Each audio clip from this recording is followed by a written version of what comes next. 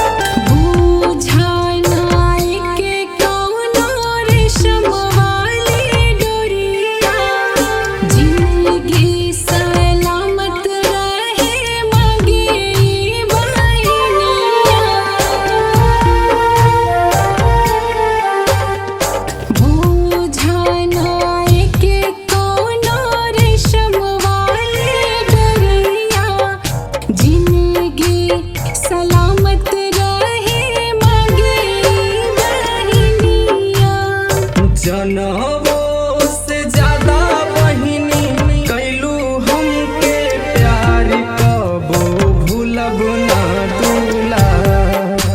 ए प्यारी बहिन यही से जीवन बा सफल।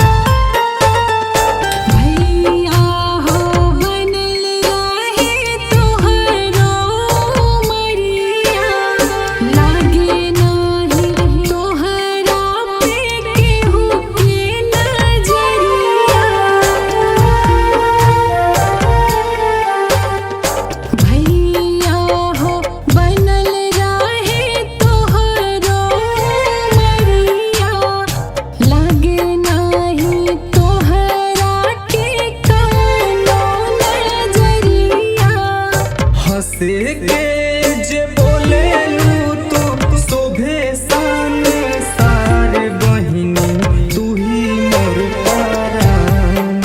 ए प्यारी बहिना कबो नहीं हो खबुआ सफल।